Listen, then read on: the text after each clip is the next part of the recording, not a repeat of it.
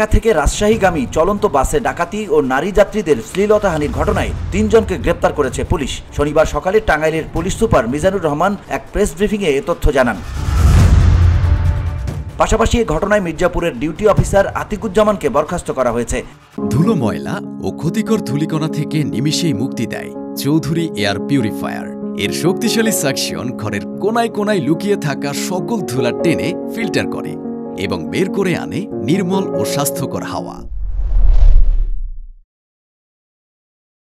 SP জানান, শুক্রবার রাতে সাভার থেকে 3 জনকে গ্রেপ্তার করা হয়। গ্রেপ্তার ব্যক্তিরা হলো শহীদুল ইসলাম, সবুজ ও শরীফুজ্জামান। তাদের কাছ থেকে লুণ্ঠিত হওয়া 3টি মোবাইল ফোন, একটি ছুরি ও নগদ 29,370 টাকা জব্দ করা হয়। শনিবার দুপুরে 5 দিনের রিমান্ড চেয়ে তাদের আদালতে পাঠানো হয়।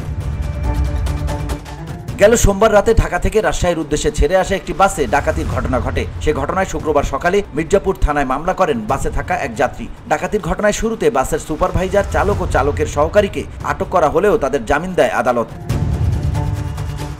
মামলার এজাহারে বলা হয়, ডাকাতরা অস্ত্রের মুখে জিম্মি করে মারধর করে যাত্রীর কাছ থেকে টাকা, মোবাইল ফোন ও দামি জিনিসপত্র লুট করে নেয়। পরে বাসে থাকা 2 জন নারীকে যৌন নিপীড়ন করে ডাকাতেরা। VOD Bangla news desk.